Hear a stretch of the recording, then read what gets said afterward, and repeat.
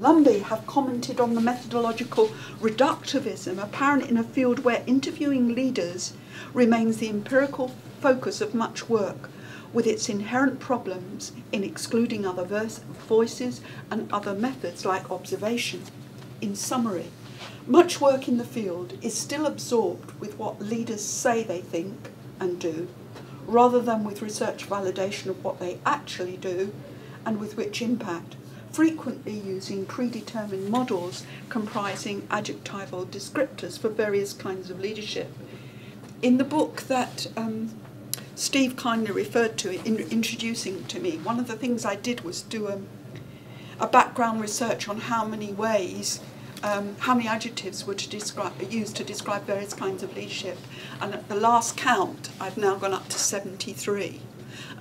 Some of which become popular, some of which decline in popularity.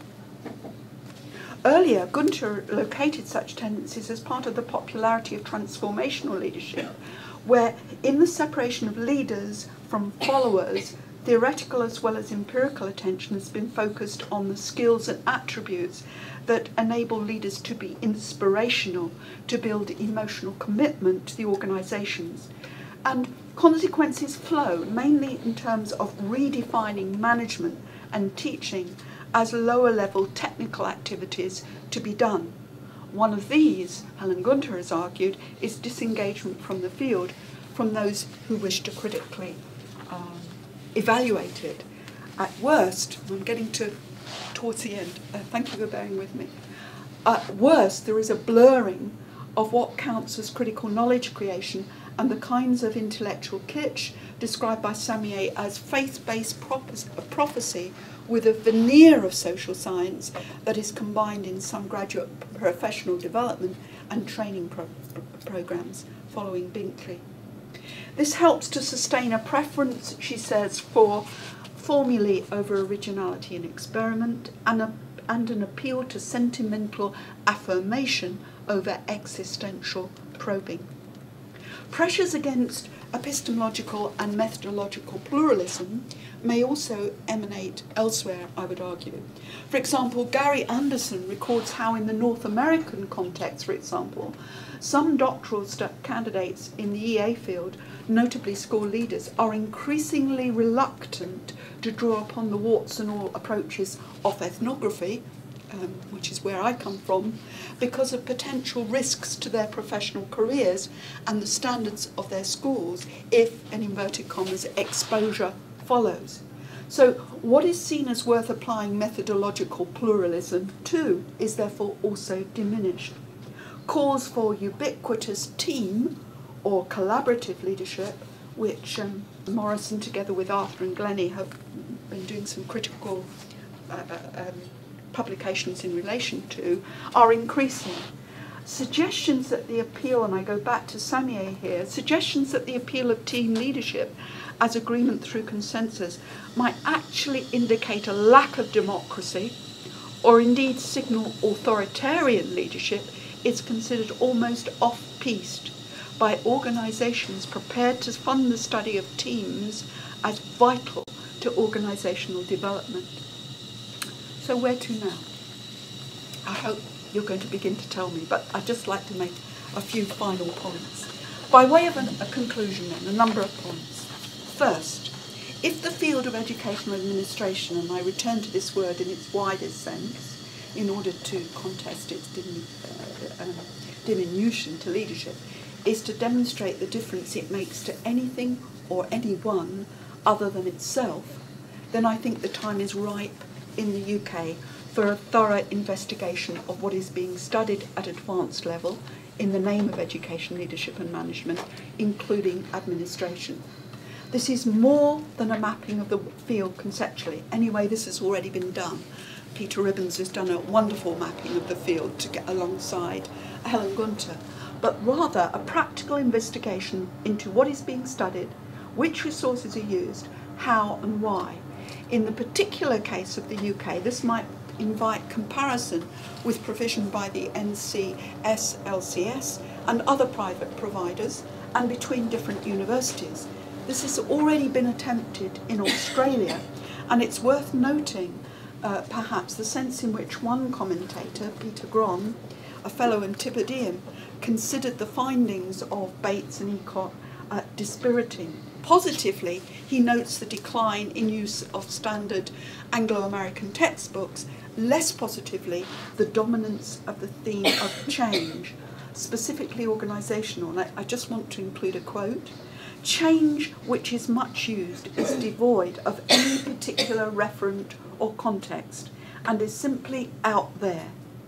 This is emblematic of what has become an era of fast knowledge in which students, increasingly heavily reliant on the internet, need not even visit libraries and can engage minimally with knowledge in the traditional discipline sense. This homogenisation around the vacuous concept of change tells us something of what markets do to knowledge. They reduce it to the lowest common denominator. Furthermore, he noticed that while two decades ago, students in Australia could study from a smorgasbord, as he calls it, of offerings, each taking a slightly different approach to educational administration. Two decades on, such variety and diversity have all but disappeared. Second, I hope I've also begun to argue the case for a new EA research agenda, and accompanying this, a reinvigoration of methodological pluralism. For field members, I think, following writers such as Michael Apple, this behoves us to rethink and make links to children, teachers, students, family, and other kinds of disadvantage.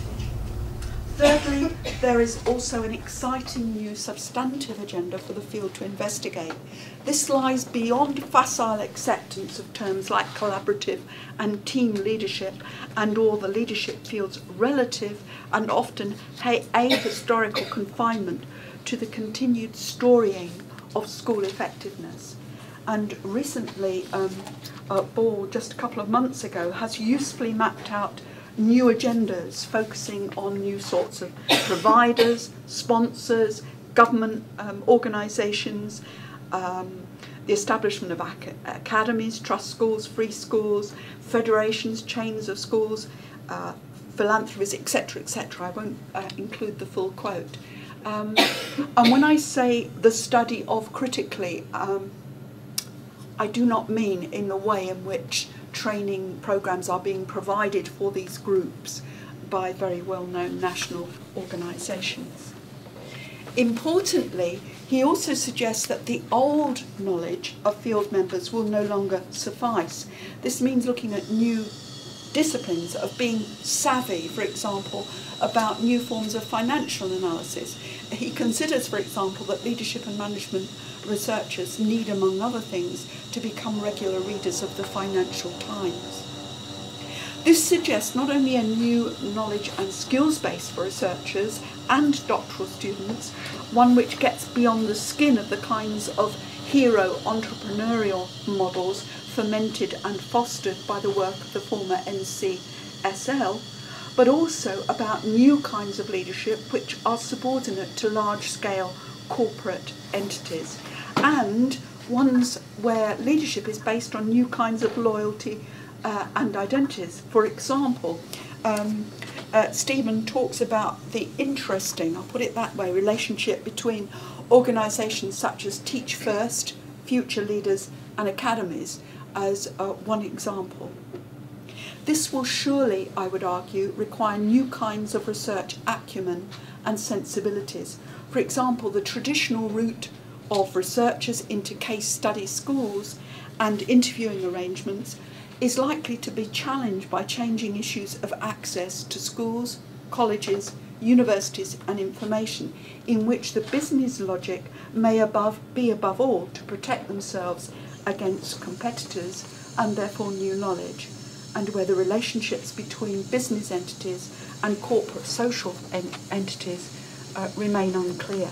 Very finally, I hope I've revealed what I consider to be the scale of the challenge facing academic scholars, researchers and students without engendering a sense of impotence in relation